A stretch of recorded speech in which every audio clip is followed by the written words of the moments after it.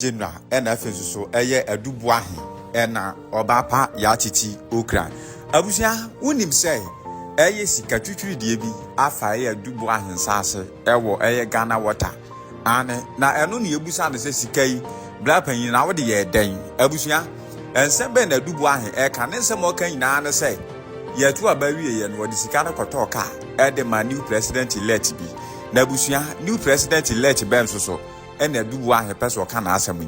A haguso, a Kwaku TV, GHF, and I'll join me a message, so subscribe, you are like and I share. Now, afutuo be, and show you about whom follow ye. Ewo other social media platforms, Nina, so that be behind Kama, and far am I. Abusia, I'm not no pay the yatiti, Okan, and ya brepa, and ye for the agro. Nese Mina say, hey, lawyers, not to say, more day a duah, and some media agro. Na yes more convincing no and I can see and you see Emma Duah so to say wofu abeben na wasi achacha na fi ensem no se o release krata so release no ebe ya muntwa kire na mo de mo ye ne kra no mo be ma Duah ahwe obede mu ache esan se wadi sika twitwiri de ente se na fi yebusa wa wo sika no ewo ba bia bia faaye na wodi sika ni bi kotoka the new president elect. New president elect and so ye John Dramani Mahama, His Excellency. Or no so ye nyina so ye nim say. Time ye election e foforo na ye ono ani nua ejet and another two kwan. As so ono ani nua cars and ano utwie. E ma mo MPP fo e bi kura mpo no MPP fo ni bi. Kura start e be ye propaganda big can sem bi say adenti and e was ni nua na twi no. Na ninia enikwa se ninia twi na wase obi oye expert security na twi no ninia no emka amamu no ho nti e ma ne mfa amamu no nkoye family issues na ba ne sen e na momom e na motoka ama no adu Boahen wo ka abusia ya titi akeka na adwe left and right mepese ye beko na yakwakotie bi e de aba ne na nopa de wo gina eye adu Boahen so pa yenkwa ne yenkotie bi emfamla enra anwumre e na yese obi hye Yokofuo office as a national security office and watchro dolete no wade apia bonti na nkofua obi e kan bi yaso ya be kan love letter ni bi na dia ma ewo mu no yaso ya kan ye wi a na wase ye kan ye be kan simple kra ya nyina ya nim se adu Boahen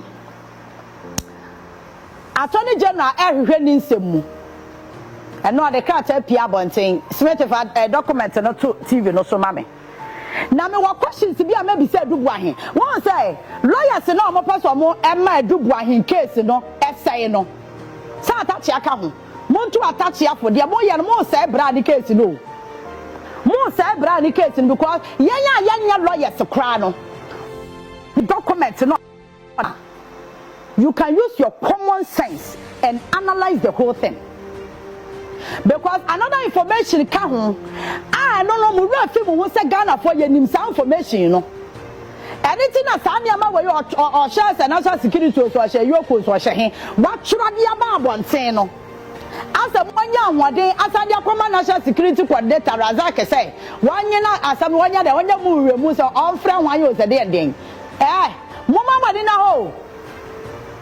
Mofa document na so na me de to so all dia wa to obo so be screenshot you so be kan bio but mebo asem no tofa na wate ase enra letter na e ba ye no me summarize the bawa edu Boahen person o chese sika na ya bo ne ho ko adu se wafa no sika no ko ye adwuma bi a chese enyo no ko adedi pa de o kan chese sika no wadi bi be enyo no ko adedi ye etitie na sam o tworo ye wachoka ta dia ba say sika no obebu nkunta amiya wo ba bia sika no ebi koye enti expenditure ne dia di kan nie o say 9,537,000 Ghana cedis echo ISC holdings as part payment for specialized cyber and electronic surveillance system oria ya anwo say 6,900,000 disbursed to personnel and operations supporting national stability and counter-terrorism efforts. Oriano say 960,000 and 309,000 provided as allowance Hana Crawford started our raising issues. Yes, we have raising issues. 960,000 and 309,000 provided as allowances to MPs on the Defense and Interior Committee and the Subsidiary Legislation Committee, respectively, during the passage of the National Signal Bureau Act and its associated legislative instruments. 8.3 million reportedly allocated to an opposition party for procuring communication equipment to support election results collation. Oh my goodness. 135,000 Ghana, 5,135,000 cedis allegedly paid to the special aid to the president-elect for the purchase of high-end vehicles, including a Nissan Petrol Platinum and 2024 Nissan Petrol Platinum, and a Land Cruiser, and a 2022 Land Cruiser. Me pacho the sikano wa this version in na ediaba. Me pacho ehim for na wa mo committee no so. That was 2017 to 2020. Me kai enu wi me be ma act na kasa na ma kan si asem so mo hu say. Ghana hu Crawford the pen bokro no wo mu wi na ma be yete say we say wo mu nim nyansa che dipa bia. And Crawford no mo other committee no so enie. Members of the Ghana Parliament Select Committee on Defense and Interior between 2017 and 2020, Chairman Honorable George Kofi Arthur, MP for Amenfi Central, says Oni Hobiem. Vice Chairman Ernest Kofi Yaka, MP for New Edubiase. Members Honorable Cletus Avoka, MP for Zibila East. Helen Ntoso, MP for Kachi West. Honorable Peter Tobu Lanchini, MP for West. Kofi Adams, MP for Buem. Mohammed Bawa Brahma, MP for Ejra Sechedumase. Dr. Zenato Ajimaroles, MP for Klote Kwale constituency.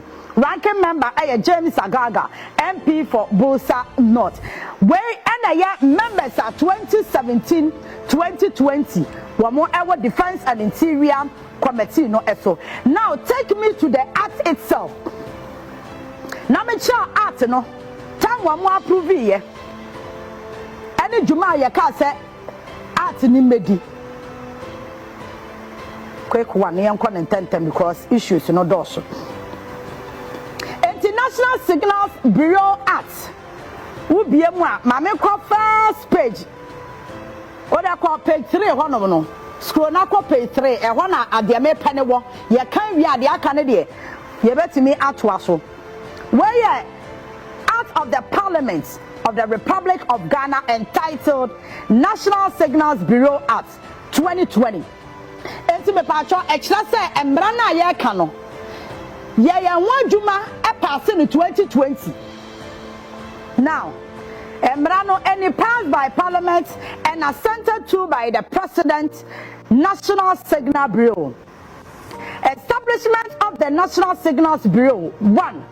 There is established by this act the National Signal Bureau, referred to in this act as the Bureau.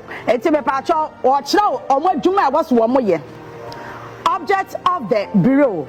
The object of the Bureau is to provide an integrated signals system for the national security and intelligence agency for the purpose of the security of the state and protecting and preserving the unity and the stability of the state. Juma Poti Ayadema National Signal Bureau enono.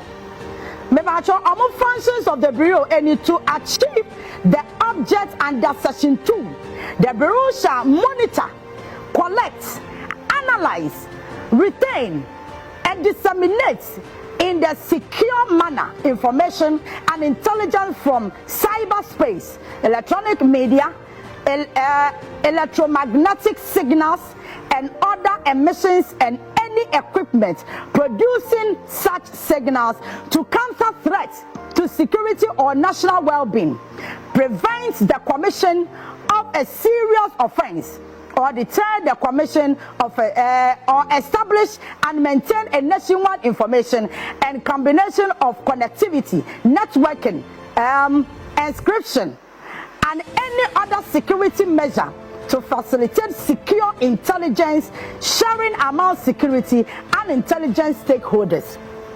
National Signal Bureau, Wamajuma no Wamoye, very simple. The last time I actually very much on the book church, Emia Wajuma no Wamoye, Wamobua, Emma network, as the monitor your security system, Ewa Ghana, no Wabajuma Yadema, Wamasu Wamoye no. Mama, any part no Modasa committee no so. Now, T. Assuming but not admitting, say, committee now, a defense and interior committee now, what parliament, no? Sikana Boahen can want some say, one more at the core, to pass that bill, no? Money by act, because President and Sasha says, I am act and no more bill. Me pacho, Sikana now, he. Me say, and I know what do be Boahen, no, the position, and saying, and I know you're in charge of Sikano. That is my question. Because you passing act no nya ni power beda no enti ebeye dan na do Boahen tinya in charge of that sika no akwa disbezia ma parliamentary select committee. You see, when you bring something out, think twice because people will analyze it. Just use common sense. E wa de we hu obi analyze na simple ye lawyers. Me say assuming but not admitting say sample net here. Na do Boahen in his capacity as who? Sikana fan so now what kind of some now baby or honoma uyemba show na no ba mu hu se Ghana ye problem papa ye problem sa obi a ono ye de o maye adwuma ama no ono timi create account one na yiri timi kabom create account and the account no e operate ma ban anyam na make ono ana sam no tworo baaye no ewom me pasa me kai that part in mouth na fe wutimi ti ase Ghana pa de nyame ne yemboafo sa account na ye kan wasem se eye ne personal account no o se samra no sa kane ne yere na no me signatories to that particular account no na eye account a se bia ye pesika kwaya de ni manimu ya no. Now I want to ask you, enti abai enti taking charge of unknown account to say or baby ye bibi animanimu ya obetimi akoyi. I just say individual be akoya signatory to that particular account and send it me yisika wom. Enti honorable atofo in wo as a finance minister. BBS emergency ni pesika kwa akoya. Enti atofo in ontimi sign. Bank of Ghana governor entimi sign. Signatories are also almost sign Emma Ghana yetimi yisika no. Me patro saafo no omutimi sign. I just say independence citizen you are tini baby. And I was on no your money sell 2 minutes say brabe sign ma on mine no create account my yen. Well oh ya dia ho. Take twice say ade ya me ye. Obi wo hono ma. Wonja lawyer obato wo de brofo be chirim. What kind enra the document no de ba ye ni nyina which me say lawyer said that move to the phone mo client no mo anhwe ya mama na da bu ache because or making issues in the west. And you see that particular account no kwa ya kan wasem no yesi wo close to 2023 enti eye dan no timinya sika wa hin anu ade ma president elect bi de so am fa nkoto ka account ye close to 2023 ya to about December 7 2024 and the bank oh you see Adiabo ha manya wa agen say wo pese wo ka say man kofo yem hyehyɛ o mo say ntro na wudi a wa akasa kra no wo man di kofo wo say wudi ntro we na ko atro Mr. So and so and now Mr. So and so a wo ye aid to the president elect me man sika say am fa nkoto ka ya to abawi a wo krom ha na nya ha ya na nyina ye te na president Mahama no ne odi Ibrahim Mahama ka se nam MPP for Crawford, your mobile dad is almost JM home, actually will be even jets. I know the 2 crime, Ibrahim Mahama jets. And to time man of Koto Land Cruiser, and a time man of Koto design, a ready Jehovah. Yeah, to us. And you see, Mame, Attorney General video, no? I don't want he exposing him more. You know why? By Miss. Neniamana wa listening na no sikana ya se e fa na nsa se wo Ghana water no e no wan ka hwasem e kire se adubuahen wo ye krofo wa wi ayen ada na sikana wa disverse na dia ya se wo gi free Ghana water ho e ya ban sika wo se kwa aban account mu no e kwa wo company private company account e no dia wan ka hwasem wo dia release video ni etie Dominic.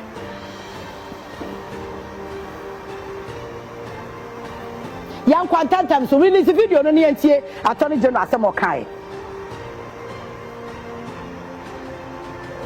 I wish to let it be known that the delay in filing charges came about because our diligent investigation team came across yet another scheme hatched by Mr. Boahen, this time involving Ghana Water Company Limited. This criminal enterprise involved the purported provision of secured internet services to Ghana Water Company Limited by the erstwhile Bureau of National Communications, now National Signals Bureau. The contract document showed that Ghana Water was to pay BNC, that is the national BNC, the sum of 650,000 Ghana cedis every 2 weeks for secure internet services from BNC, that is the Bureau of National Communications. However, for purposes of the payment, Boahen provided the account details of his company, BNC Communications Bureau Limited, to Ghana Water, which religiously paid for the internet services. In other words, every 2 weeks when 650,000 Ghana cedis of money from Ghana Water left the bank accounts of Ghana Water. Instead of going to the National Signals Bureau account, it went to the account of a company known as Bureau of National Communications, owned by Boahen and his wife. Okay? And then they did what they wanted to do with the money. So for every month, Ghana Water paid 1.3 million Ghana cedis to Boahen and his company in exchange for internet services provided by the government. Because remember that the National Signals Bureau is a government agency. Now come to think of it, that the government agency is providing secure internet services to Ghana Water Limited, a limited liability company solely owned by the same government. And Ghana Water is spending money that they do not have, okay, to pay for internet services at that. Oh, the Americans Miss Boahen say Sikana and also na ya buying sika. Services are not provided by Ghana Water Company Limited, no. Says Sikana na was a bank account to more or then a private account. And just says Sikana and also 1.3 million every month. What can I say? I am crying a good room. Mama Angel lawyer again cheta na fe mema to aso. Lawyer Paul Kumi ewo ahoma no eso. Lawyer, good morning. Good morning. Me pa cha wo ho ye de. Na do me ho ye. Ye de nyame ase. Ye di kan wadaro mama me na se ne wada agya no pa anyway.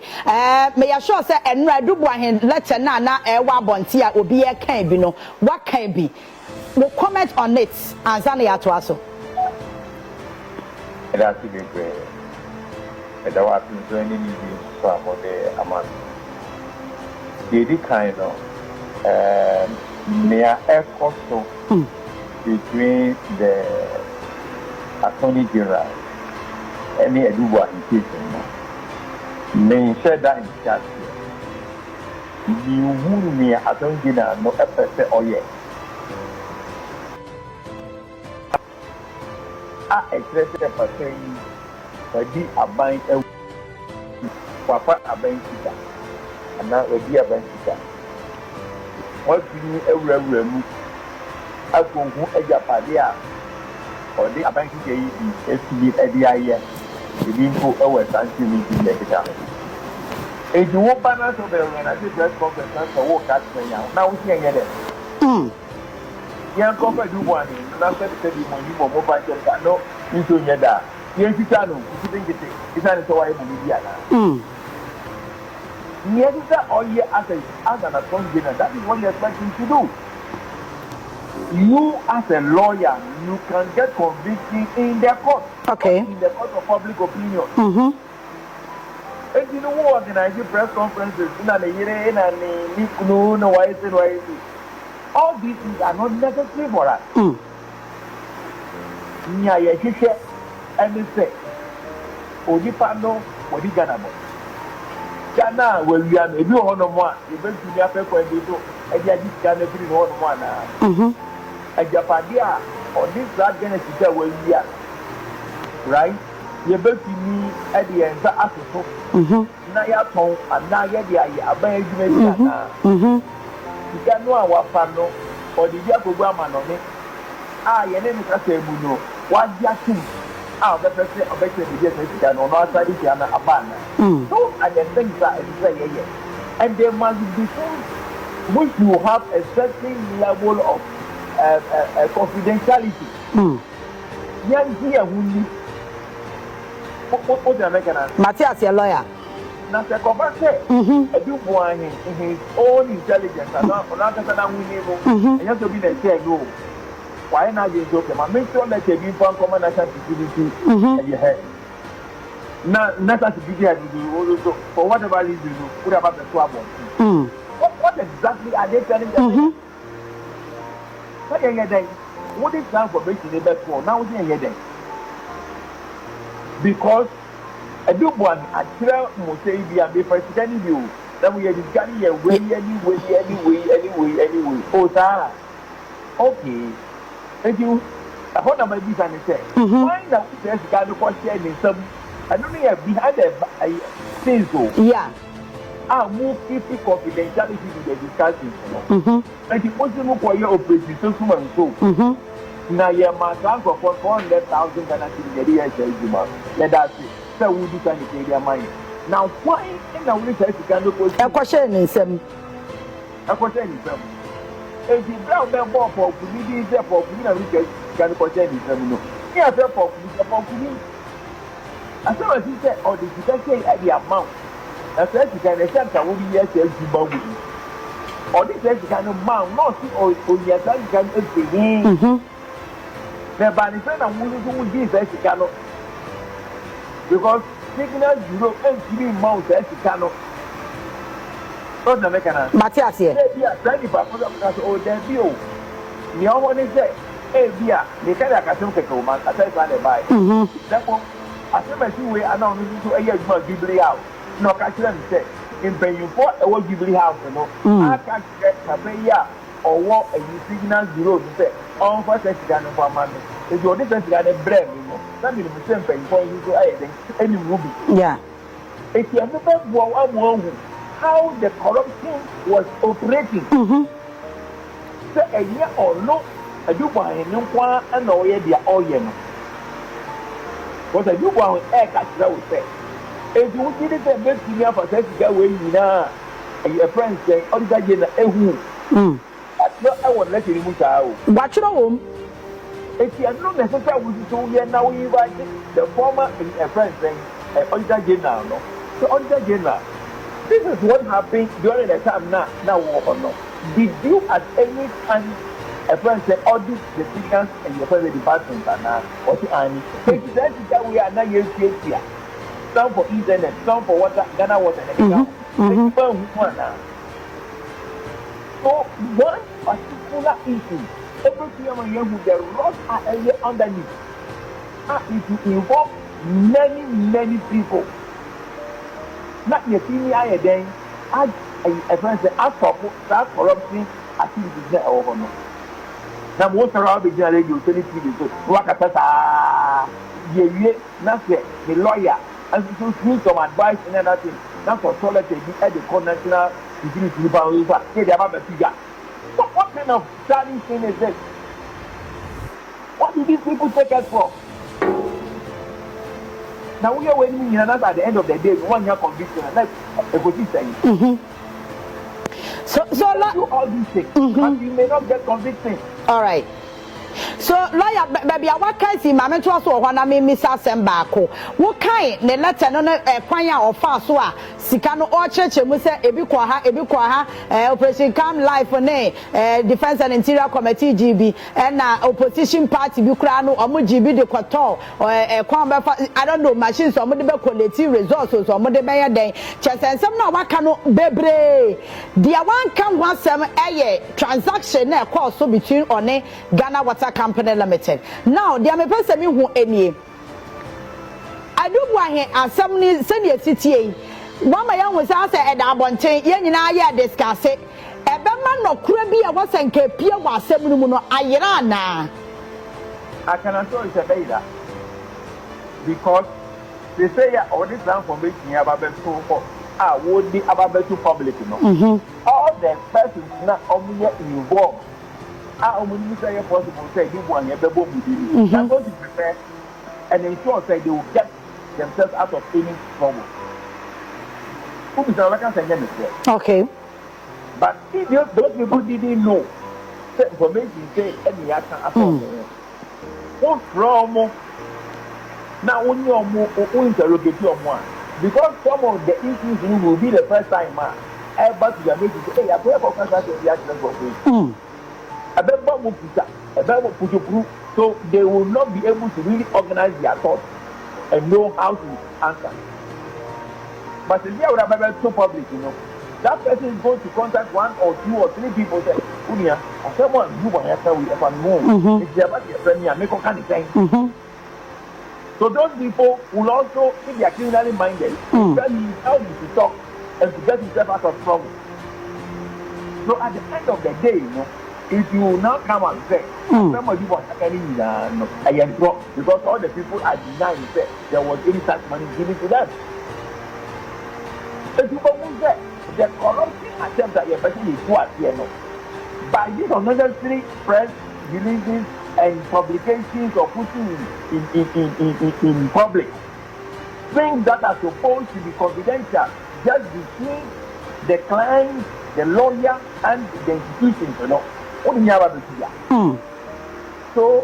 see the result. What is the purpose of putting these things in public?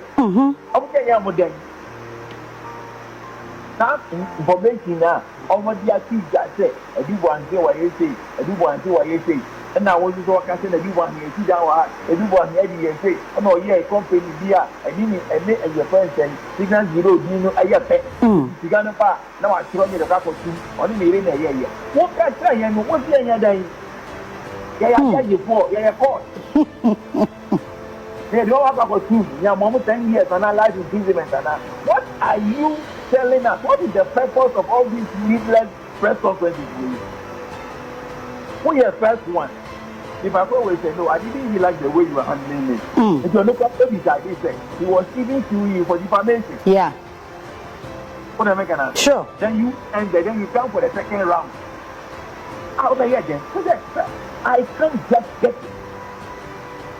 I can't just get it. Lawyer, is that what he's going to do? Okay. Lawyer, my menti we ya say kakra. Assembly ewo court. Na assembly fund bi so wa abonten a. Ensusanso ban na de ba assembly na ewo court no so. In the first place, you know, assembly ewo court. And then you discuss that no. I will give you the man I subjudice. Okay. You know, because they subjudice, whichever pronunciation they give away. But once I send about the court, you know, you come, I profess the court in the boat. Court in the boat, and I say, oh, can I attend one and answer what which I can watch. And now say, the answer is Amata at one, Apo, a condition, not Amma, but so Abayina and saying, rock and one second. Number one, that a year before the court, you don't have to comment on it. Okay. And no lawyer, what kind? But we're not pointing at our canon. You. So the point that I'm still asking is that only you know about better press conference is being in or we are or the assembly ever court do you want now? Okay. and I said, okay. What exactly is his purpose? People can say, I don't see it. And I don't think it is professional enough. Lawyer, okay, and run a document now, the buyer, no, or can, quite more fast, so more disbursed says, you can in every year, and what should I say? Account no more can once and say a year on any year, and a year signature to sa account, no, and on the object to Musa no, Quenabo, sa account, no, or be a say, Baya, be bidding no more pentama pesica, and your quack be a not say a quantum. And Ramono say a buying sika, they quiet a banya jumba. Individual be able to me signature to sa account no ama buy on any year. Yeah, well, I think yeah,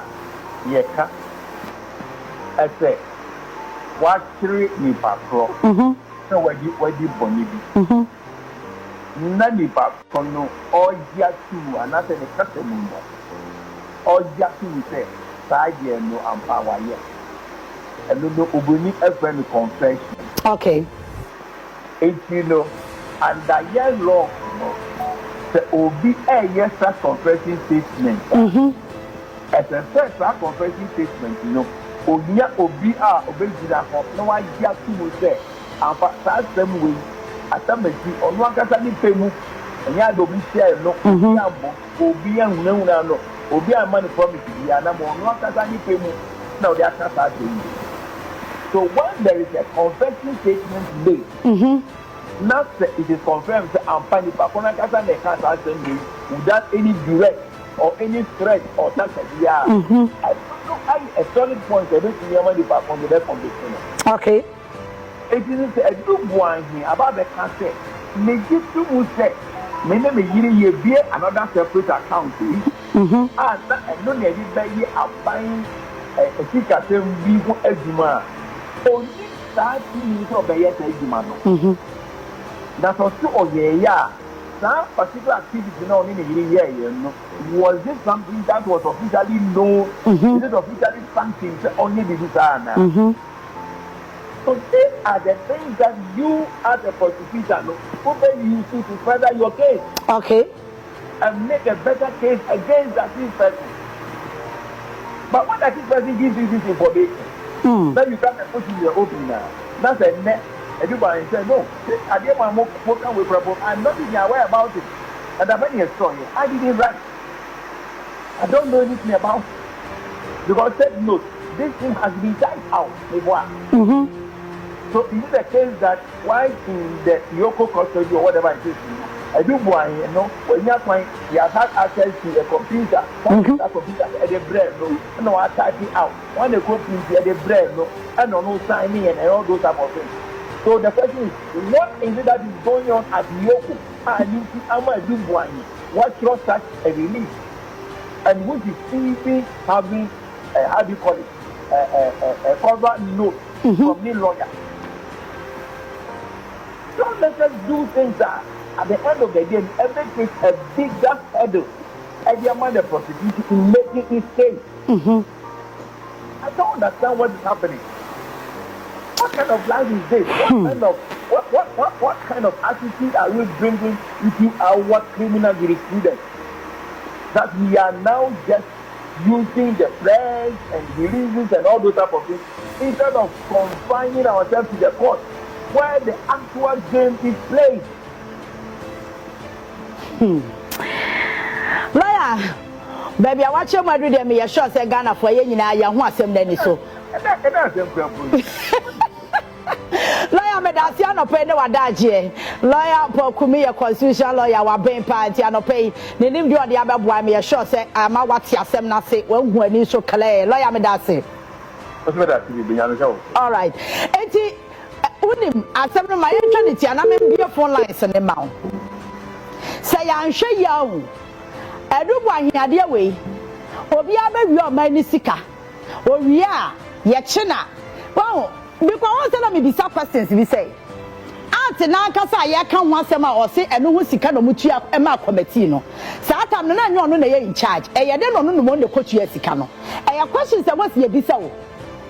Ana afen so no Ghana Water Company Limited sika na was so mutua de ma wo mo for services ano mo de ma wo mo no. Ade then one for a bank account one year. No, they are not a private account. Okay, for now, and no dear, one make sure we say Sigana be could be hot. And no Yama can was them. 48, you know, and no one about this verse, I will be a young share. Now, see, Ghana for me and Radi, yet here you are, where you misika buy. And I want you because I'm not Jamia. One more would this can be a mabodi. And I some no walk out to near come see. Now some not be hanging. He said, what you mean? I said, me, you need baby, I could see. Obia me update and BM says he cannot hear what you send it the property a CZ and no none value ya. Why you me born to the says he can will be a DBB or back up and I some yeah. Abu Gapele, Mokai. President Mahama tia say idea Abu Gapele kwedi na sem one ayin ko ne ho. Mo kwa tu mu no. I say proud to say Akufo do be Abu Gapele o kan say person beka bibia na mo gigi no obekasa no kasa nso obebo mo di sika ni bi enti ma meka bibi nchiro Ghana politics na ye no ene panyufo ne ya mo position no ye Ghana fo ne wo se ye sore ne ye boy adwen ma wo mo say mo ntimi nka mo wia ye sika na mo wia mo nsa ma meto asem ne mayen te se di asem no wow I don't be to even get the energy the infantry to write a letter no e just nkrofo bi so di sika ne bi kan ne ho ni nkrofo ne bi anka ne ho no won say no onka ho asem Ghana water sika no won say no onka ho asem o bye ko no de a osusu say no e bi asuma say obenche obi hu wom obi so di bi no e no de na no den no waka no asem kirachirem Ghana your problem na hwe no careful say anya careful de asembeba so bitimi hwe nyamiam de pen awie sika dodo a ente say obewi abanche ne bode ade ne du kwato anasam no ye ni be say 1 week wo ho asam ne akawie ne ebu anfa no wakodem but ye ne pen wia no ye say ano de evidence and one ye de asam ne ben wan na asam no oh God of mercy nyame hu ye nyina mobo na se ya na ye se ye bekode ya ye beche wo kwa mu pa na kanya sa obi a wono abo manya bro ti sei wo say nya ahoden da yo e choro lete na wa choro no so odo common sense to there are so many loopholes, there are so many questions what's the nipa bisa audio 0302 771593. Good morning. Good morning, Honorable Mami Titi Bakupe. Yes, sir. Pacho, we didn't baby after me free. Pacho, from a bright and make us a free abuso. Pacho, Mami Tio. None of a Yami and Koso and Bomb by non Shrouni, which you must power ye at the war, my Ghana. Do no pa de dia e tio nsema o kan na eto asuntu trodo che o she papa yi a wa wia Ghana sika a o de sidan ai ne ono ka se echo ne numa asem se ono wadani no finance minister ono ka se sika no o tue bi edima MPP for MPs e wo parliament e kwa be no wo a o timi che sika ni bi edima MPP for eti we there the best attorney general and the many ya yembo de answer scano e the scano e bi da so ye gidi sas canina because ono numa ka say scano before bi MPs na wo parliament o sha afenyo market muni na kan e gi sas canibi she enuna she insempa excellency John Dramani Mahama e be ka kire Ghana for nyoma wetimi aye edi aboa se economy ne ebegina ena me no kasai dollar 13 cedi ya ti petrol so a petrol 12 cedi per liter Eti nioma na Excellency John Dramani Mahama ene maame na opoko agima omokoso eye edibua se economy ne ebegina maame fa kwenya wesu na mechiacha manjo ene ono abo abolo na me Excellency John Dramani Mahama se onkai don fa ono abo Joshua Meda Kamba enche baabi na ontimi mbwa na djumade bia nko ni midase Meso medase me pacho mo ma ye remfi Committee of Defense and Interior no NPP for was so and NDC for so me bo one man no more committee no so 2017 to 2020 aye pass it Madam Simunyi na was so honorable to obu mu so it's up to them so amusu ba be kire mo me an say sika dodo no mo cheye no wo munya bi di ana so mo opposition di ya ma wo mo Otimika good morning. Hi morning ya Titi. Yes sir. Na ho ye de. Nyame adom. Nini abamtini fry ma. Kafra. We had ye kosuna time. And people mo aju so nko ali nipa. Ewo Ghana your friend administrative Medina nti aso na kasimo mo ya mitwa eniema awo kanta ya eniema de bia umutu ni nem dole e gba fom no ya ye be ubika ni bua nko ha wo yo ho hwia enyi iti yam aban ma nyeni nko ni to wura ni pano se imagine sikenti ni sremo mo na mo nkabi mo ani wu pa Medaso say prepare the second or see to see if government fails to arrest, charge and prosecute Afenyo, he will give them space to fool more. Afenyo should be used as a scapegoat. Doctor so they need mean to me kind Master Wood will come say 120 days in office was all about termination of appointment, the unlawful suspension of Chief Justice, and what sure and missing containers, illegal mining in still ongoing, and the almighty doom so.